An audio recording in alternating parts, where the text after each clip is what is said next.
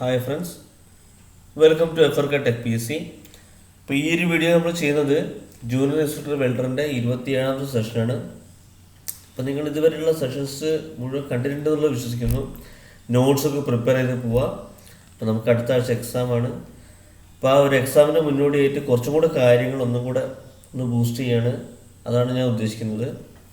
Okay, അപ്പോൾ നമുക്ക് ചെറിയൊരു കൺഫ്യൂഷൻ ഉണ്ട്. ഒരു ഡിപ്ലോമ ലെവൽ എക്സാം ആണോ എന്നുള്ളൊരു കൺഫ്യൂഷൻ നിലനിൽക്കുന്നുണ്ട്. ഒരുപാട് പേരോട് കമ്മ്യൂണിക്കേറ്റ് നോക്കിയപ്പോഴൊക്കെ നമുക്ക് ഒരു കറക്റ്റായിട്ടുള്ള ഇൻഫർമേഷൻ നമുക്ക് കിട്ടിയിട്ടില്ല. അതുകൊണ്ട് നമുക്ക് ആ ഒരു മേഖലയും കൂടെ നമ്മളൊക്കെ കവർ ചെയ്യണം. അപ്പോൾ അതിൻ്റെ ഒരു മുന്നോടിയായിട്ടാണ് ഈ ഒരു വീഡിയോ ഞാൻ ആദ്യമായിട്ട് ആഡ് ചെയ്യുന്നത്. ഓക്കെ, അപ്പോൾ ഇത് കഴിഞ്ഞിട്ട് ഞാൻ വെൽഡിങ്ങിൻ്റെ ടൂൾസിൻ്റെ ഒരു വീഡിയോ ഞാൻ ആഡ് ചെയ്യുന്നുണ്ട്. അപ്പോൾ അതും നിങ്ങൾ കാണുക. അപ്പോൾ അതിനൊക്കെ ക്വസ്റ്റ്യൻസ് വരുന്നുള്ളത് നമ്മളൊരു പ്രതീക്ഷിക്കുകയാണ്. ഓക്കെ, അപ്പോൾ നമുക്ക് ഡയറക്റ്റ് നമുക്ക് വീഡിയോ ഇട്ട് പോയല്ലോ. First question, which type of transformer is used in arc welding?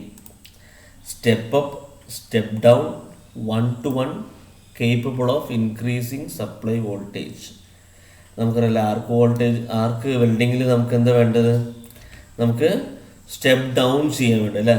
നമുക്ക് 230 വോൾട്ട് ഉള്ളത് സ്റ്റെപ്പ് ഡൗൺ ചെയ്തിട്ട് വോൾട്ടേജ് കുറച്ചിട്ട് കറണ്ട് കൂട്ടണം വേണ്ടത്. ഓക്കെ, വോൾട്ടേജ് കുറച്ചിട്ട് കറണ്ട് കൂട്ടണം. ആർക്ക് വെൽഡിങ്ങിൽ കറണ്ട് കൂട്ടാണ് വേണ്ടത്. So step down. ഓക്കെ, അടുത്തത്, which position is advantages for easy welding?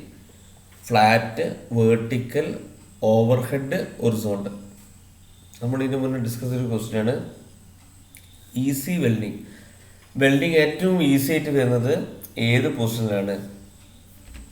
നമുക്ക് വരുന്നത് ഫ്ലാറ്റ് പൊസിഷനാണ്. ഓക്കെ, ഫ്ലാറ്റ് പൊസിഷനിലാണ് ഏറ്റവും ഈസി ആയിട്ട് വെൽഡിങ് നടക്കുന്നത്.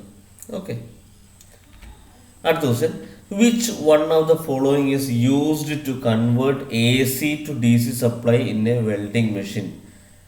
Rectifier set, motor generator set, engine generator set, welding transformer. ഇത് നമുക്ക് പ്രതീക്ഷിക്കാവുന്ന ഒരു ക്വസ്റ്റ്യൻ കേട്ടോ. AC to DC അല്ലെങ്കിൽ DC to AC. ഓക്കെ, അപ്പോൾ AC to DC എന്ന് പറഞ്ഞാൽ അതിനുത്തരം റെക്ടിഫയർ സെറ്റാണ്. DC to AC എന്ന് പറഞ്ഞാൽ അതിനുത്തരം ഇൻവേർട്ടറാണ്. ഓക്കെ, അത് രണ്ടും നിങ്ങൾ ഓർമ്മയിൽ വെക്കണം. AC to DC റെക്ടിഫയർ ആണ്.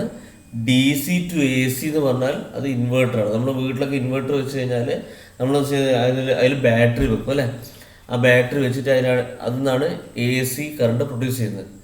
സോ DC to AC ഇൻവെർട്ടറാണ്, AC to DC റെക്ടിഫയർ ആണ്.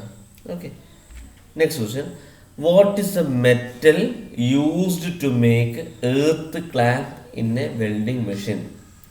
Iron, brass, aluminium, copper alloy. Earth clamp ഉണ്ടാക്കാൻ വേണ്ടിയിട്ട് നമ്മൾ ഏത് മെറ്റലാണ് വെൽഡിംഗ് മെഷീനിൽ യൂസ് ചെയ്യുന്നത്? അതേതാണ്? കോപ്പർ അലോയ് ആണ്. ഓക്കെ, കോപ്പർ അലോയ് ആണ്. കാരണം എന്താ വെച്ചാൽ കറണ്ടിൻ്റെ കണ്ടക്ടിവിറ്റി കൂടുതലുള്ളത് കോപ്പറിലാണ്. അതുകൊണ്ടാണ് അത് യൂസ് ചെയ്യുന്നത്. ഓക്കെ, അപ്പോൾ മനസ്സിലാക്കി വെക്കുക. എർത്ത് ക്ലാമ്പ് എന്ന് പറഞ്ഞാൽ കോപ്പർ അലോയ് ആണ്. അടുത്തത്, how much current should be set to weld a 10 mm thick plates by arc welding? 70 amps, 80 amps, 90 amps, 110 amps. അതിന് ഉത്തരം വരുന്നത് 110 amps ആണ്. അത് നിങ്ങൾ മുന്നുള്ള വീഡിയോസൊക്കെ ഒന്ന് നോക്കി നോക്കുക. അതിൽ കറണ്ട്, അതുപോലെ ഇലക്ട്രോഡ് സൈസ്, അതൊക്കെ വെച്ചുള്ളൊരു ടേബിളൊക്കെ ഞാൻ മുന്നുള്ള വീഡിയോസിൽ ഞാൻ ഷെയർ ചെയ്തിട്ടുണ്ട്. അപ്പോൾ അതൊക്കെ നിങ്ങൾ നോക്കി നോക്കുക, നിങ്ങൾക്ക് മനസ്സിലാവും. ഓക്കെ, അപ്പോൾ ഇവിടെ നിന്ന് ചോദിച്ചതെന്ന് വെച്ചാൽ how much current should be set to weld a 10 mm thick plate? Okay, 10 mm thick plate weld ചെയ്യാൻ വേണ്ടിയിട്ട് എത്ര കറണ്ട് സെറ്റ് ചെയ്യണം? അപ്പോൾ ഇവിടെ 110 ആംപിയർ ആണ്. Okay, next question, what is the term for the depth of fusion from the surface of the weld metal plate? What is the term for depth of fusion? നമ്മളിപ്പോൾ ഒരു weld ചെയ്ത് കഴിഞ്ഞാൽ അത് fuse ആവും അല്ലേ? രണ്ട് metal fuse ആവും. ആ ഫ്യൂസ് ആവുന്നൊരു ഡെപ്തിൻ്റെ ടേം എന്താണ്? വെൽഡ് മെറ്റലിൻ്റെ സർഫസിൽ നിന്നും ആ ഒരു ഫ്യൂഷൻ ഡെപ്ത് വരെയുള്ള ആ ഒരു ദൂരം അതാണ് ഉദ്ദേശിക്കുന്നത് കേട്ടോ. അതെന്താണ്?